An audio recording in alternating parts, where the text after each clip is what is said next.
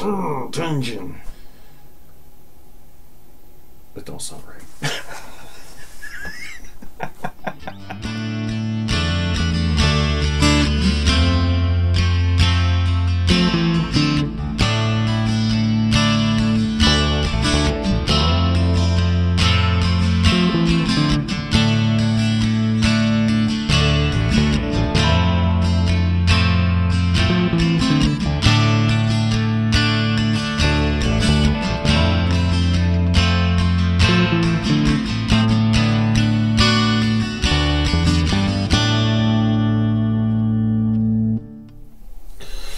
Hey there YouTube, welcome on back to Artichoke Dip. My name is Rob, solo tabletop gamer, and in this video I'm going to dive more back into Castles and Crusades, and I figured probably the best way to go about doing this was to be able to show you a little bit more of a hands-on approach of the game system, what it has to offer, and one of the reasons why I find it so enjoyable solo, and the way that the game is designed, it really supports solo play very well with a minimal amount of effort, if you will, to be able to do that. But before I jump on into the video, if you like the content, you like the video, click the like button. It lets me know you like it, and I'll make more content like that. And if you're new here, you enjoy role-playing games, board games, fantasy type of tabletop RPG gaming, whether you play solo or in a large group, or you're a DM or just a player, or you just stopped in and you're interested and you want to learn more about the tabletop hobby, you found the right place. Don't forget to click the subscribe button, followed by the bell icon, and when I upload a new video, you'll get a notification. So let's jump on into Castles and Crusades and what I like. And the first thing I want to cover is Overland Movement. So when it comes to Castles and Crusades, and this is one of the many aspects of this game system that I do enjoy, is that they offer vast worlds to be able to explore, and they give you quite a bit of area to do that as well. As you can see here, it's a pretty decent sized map. And so one of the things about RPG games that can be extremely frustrating, it's a point of frustration and sometimes a lack of information, depending on the game system and how well they are able to get their concept of time and movement within an RPG system across to the player to be able to understand. Some game systems do better than others when it comes to this. This game system is very simple and I really like it, and it's a very cool concept, particularly with solo. Now, typically you're going to need a ruler. That's a ruler or some type of measurement device. One thing that I really enjoy to use, and I will use with my maps, and I found it's worked very well in the past for me, is little sticky notes. You can place them on your map and at that point mark certain points without destroying it. The only problem with it is over time the adhesive does dry out and begins to fall off your map, so I could see how that would be a problem long term. One thing I'm considering for these maps is to go and get a piece of possibly plexiglass to where I can put this down on the table and put the plexiglass over it, and then at that point I could use dry erase marker just right on the map from there on out. It's another option I have that I think I'm going to be looking into, but more about that later. What we're here for is movement. Cool thing is, movement is all measured within obviously 1 inch, and now it's when you play solo, or even just utilizing this map as the way it is with the campaign setting, you could adjust that mileage however much you want. Their basic movement, I should say, measurement is going to be 10 miles per inch. So, you know, it's reasonable to think that your characters could travel that movement within a day's travel, we'll say.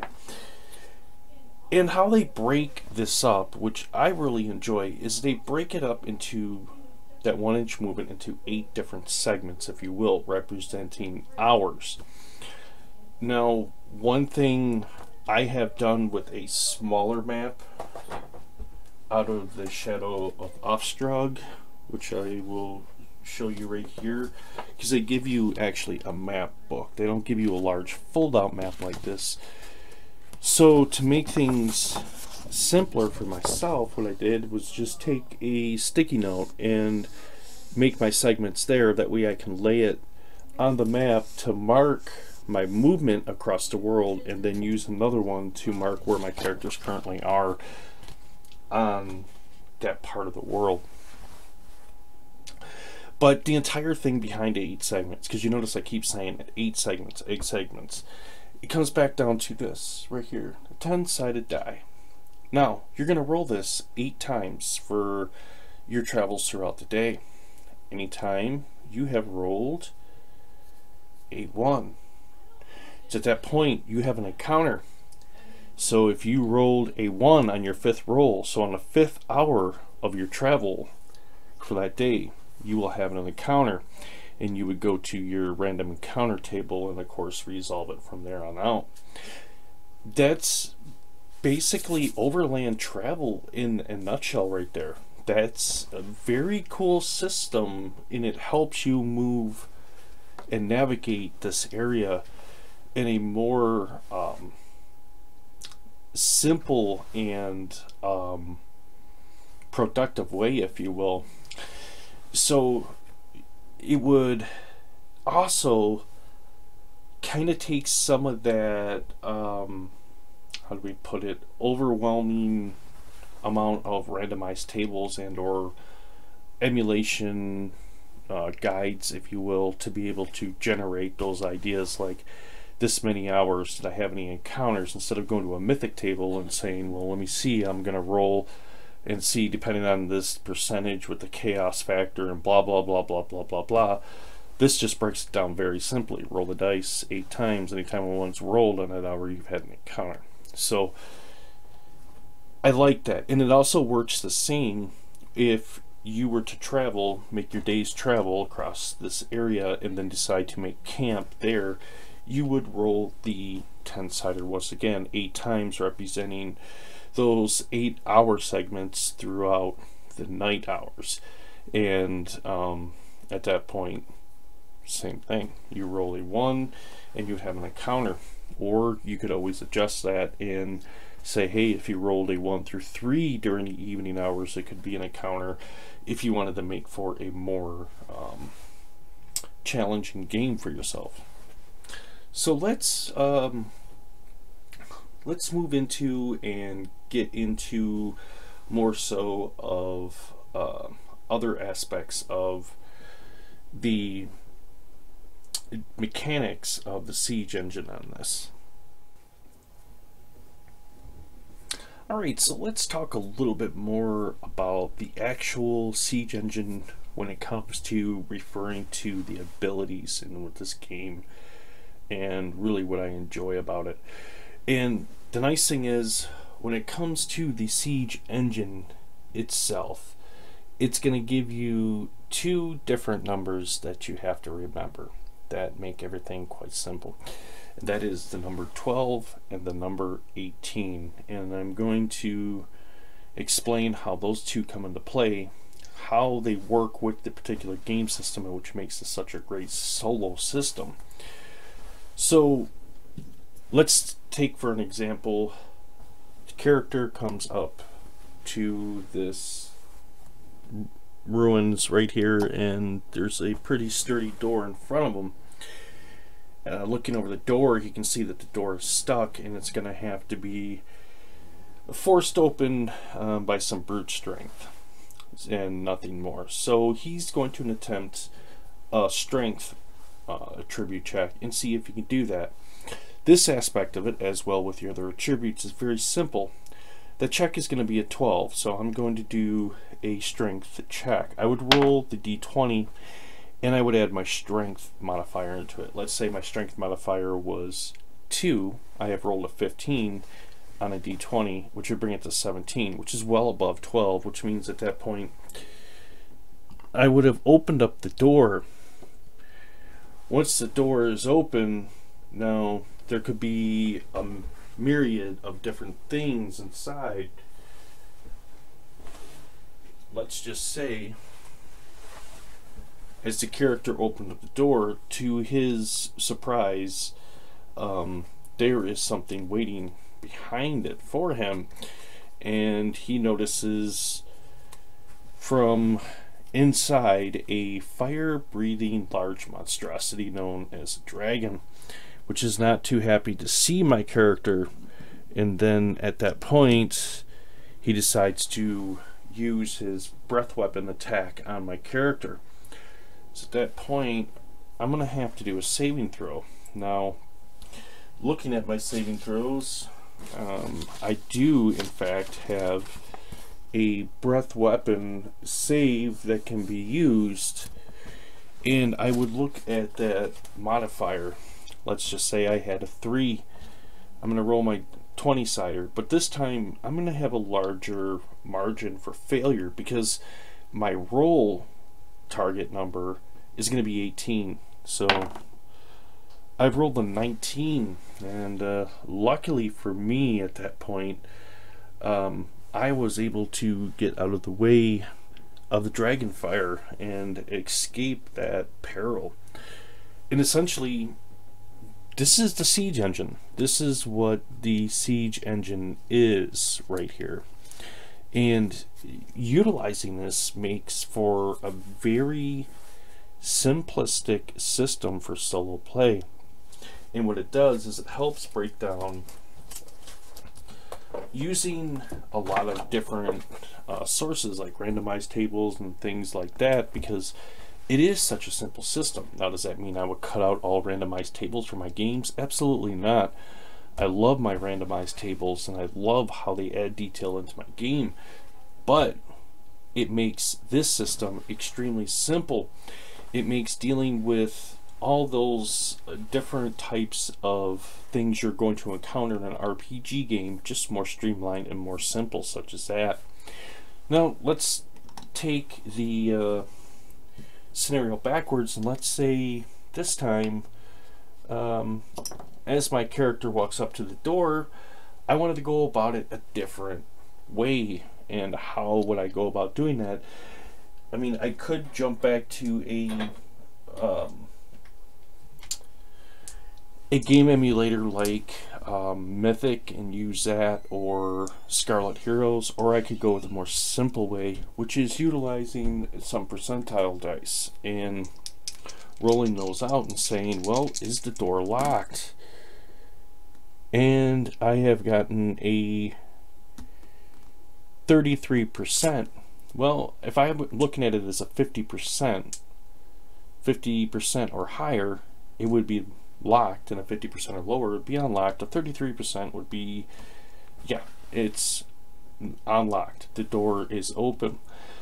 So the cool thing about utilizing the siege engine, along with the way that I like to do it, and I know other people out there like to do it too, is using your percentage die to answer them questions a lot quicker. Makes things move along a lot more simply and a lot more faster pace, particularly when you're playing an RPG game. So it'll help speed a lot of those things up in the game system for you. It gives you more time to actually enjoy the system itself. Now, the other thing that I really like about the system and how This aspect that I'm going to explain about it is going to be the magic and the way how magic spell resistant works in this game system. So all encounters within the game system are considered to have a minimum of 1 spell resistance value, which basically means a 1d20 is rolled against the target number of the spell caster, which I'll get into in a moment, and then 1 is added to that for the creature to see if he has spell resistance to it. So what that basically breaks down to for you, the player, when you're using a magic class, whether it be a divine magic class, which would be a cleric, or a druid, which I consider, because at that point you're drawing your magical powers from more of a divine source through prayer and chanting, rather than how an arcane magic user, wizard, or an illusionist would use their magic, which would be more from an arcane source. So they're going through ancient grimoires of arcanic magic and learning them spells to be able to cast them. Does not matter. The difficulty of their spell casting ability is like this. A d20 is rolled, and then at that point you would take that value of the d20, you would add your level plus your intelligence modifier and the level of the spell to that roll. It would be at that point, that is the difficulty number for this encounter to have a resistance to this spell. And of course, if they are unable to at that point make that number or higher, they would obviously be resistant to it. But if not, at that point they would suffer the full impact of the spell's ability from the caster. So that's a cool thing with magic, particularly with the solo system, that I enjoy about this. It makes it very, very simple. Now, this is the most recent printing of the Monster and Treasure Guide for Castles and Crusades, and they have updated the system quite a bit, and it was pretty astonishing to me, to be honest with you, and I will show you here in a moment of what I am talking about, and you just have to see it for yourself in comparison.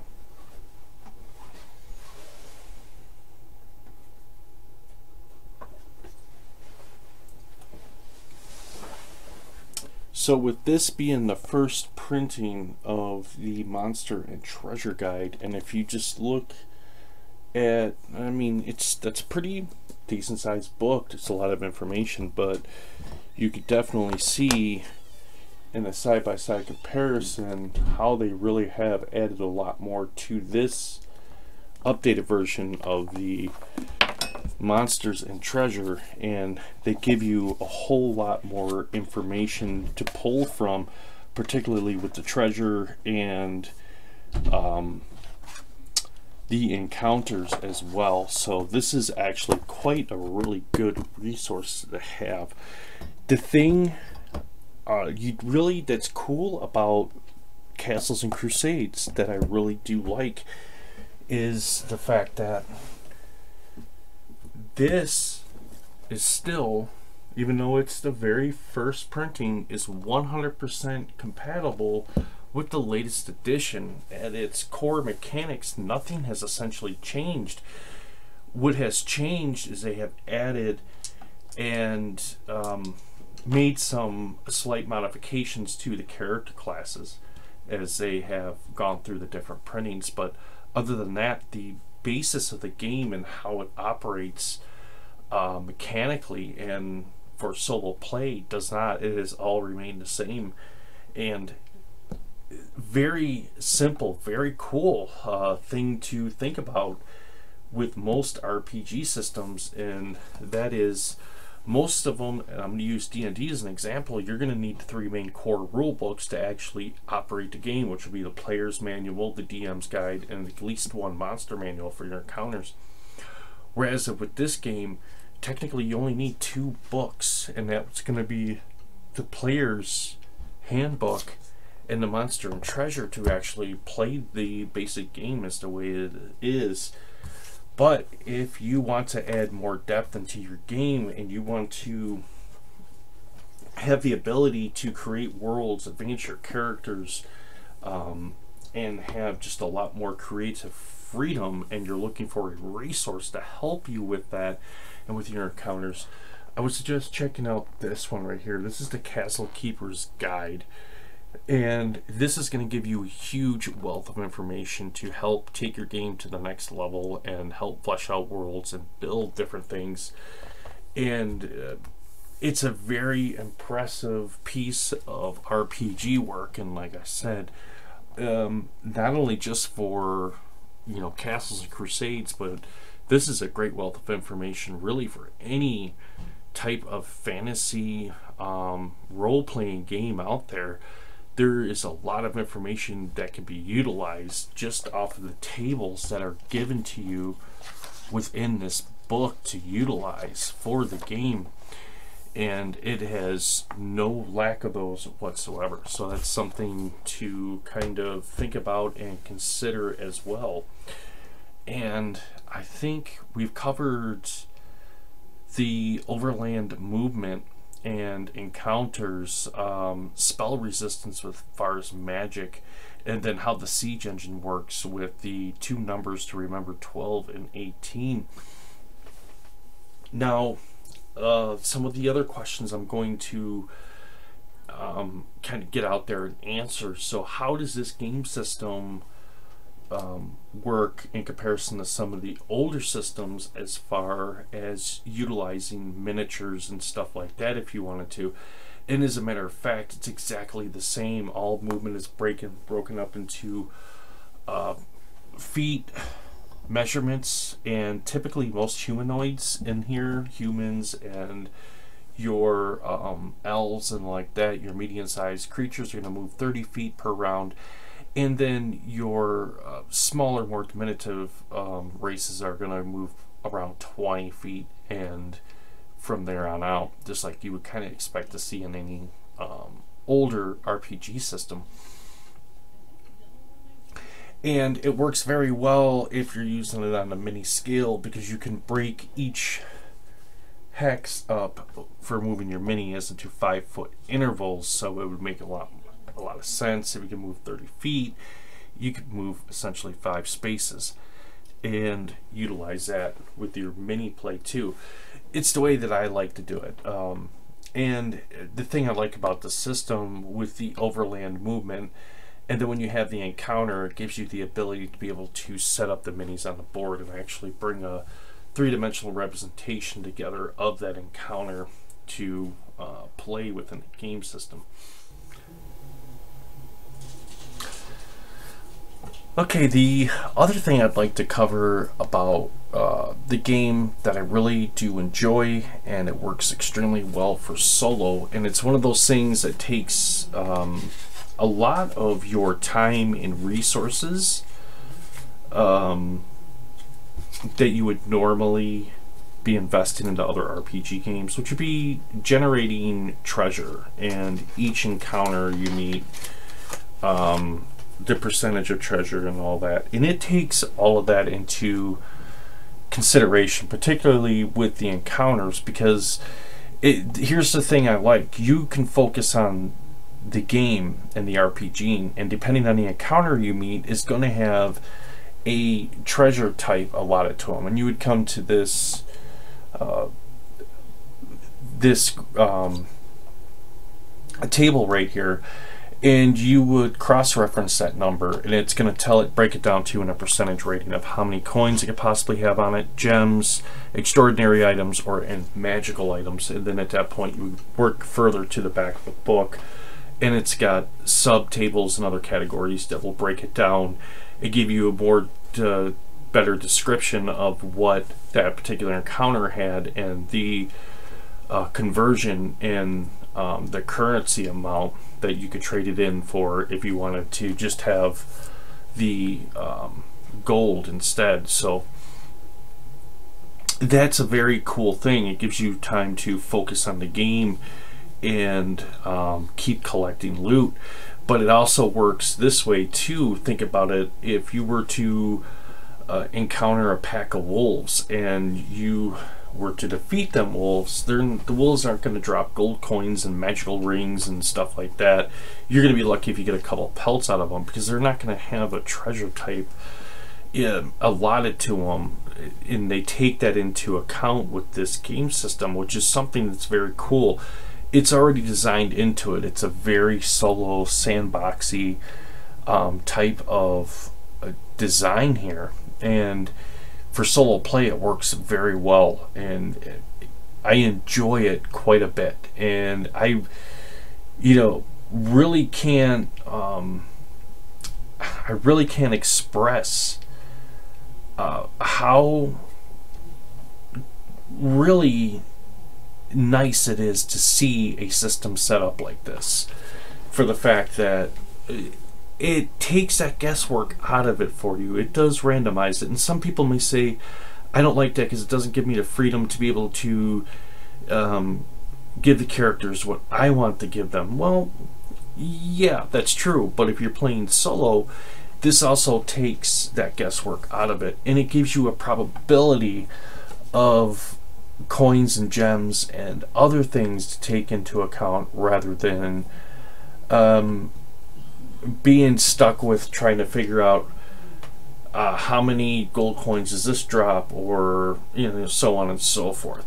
So for me, it makes it simple. It makes the game streamlined, and it really does help with the solo experience and making it a more enjoyable game to enjoy solo as well. So there we have it, and I hope that was a pretty easy to understand video of Castles&Crusades, what I like about it, the way that it is designed, and it just flows very well. And particularly if you're a solo player like I am, you're going to find that it's going to work very well on your table, because it is streamlined. It is a very simple system. It's something you can set up, and it's not very rules heavy. You have a few things to remember, and everything else is resolved with imagination and dice, rather than having to rely on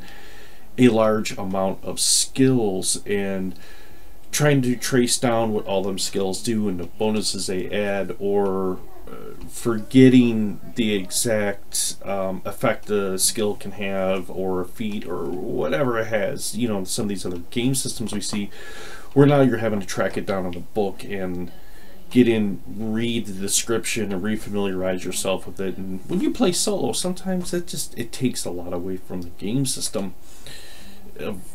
Not takes away from the game system, that's not the right thing to say.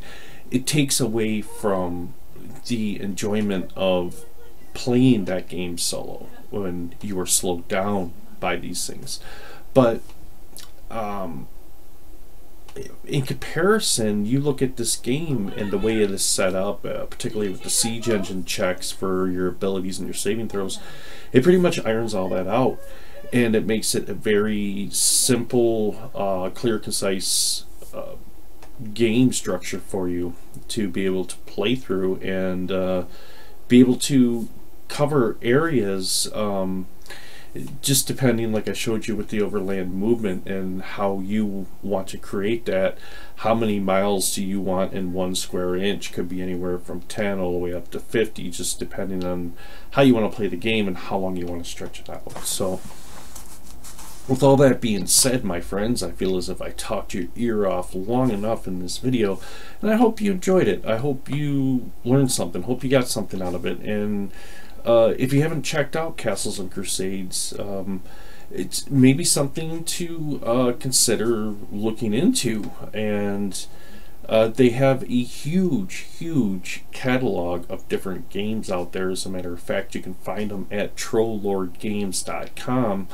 and you can browse their full category. They do offer both hardback copies, which of course I love my books, so that's what I will be purchasing, and as well as PDFs too, if you're more of a modern type of player and you like a PDF file versus a physical book copy. They can get those as well. And give it a look, see what you think, and see what you think. Yeah, I have to say that's pretty much sums it up. See what you think, because essentially that's what it is. Seeing is believing, and when you sit down and you experience this game and the Siege engine and you see how well it works solo, I think you'll find, like I have, this is a excellent game system to be experienced in both solo and cooperatively, or a large group type of setting. So with that being said, my friends, I hope you enjoyed the video, and if you did, click the like button, and lets me know you liked the content. If you're new here and you just stopped in, welcome on in. Don't forget to click the subscribe button, followed by the bell icon. Every time I upload a new video, you'll get a notification so you don't miss one. Alright, my friends, this is Artichoke Dip, signing off.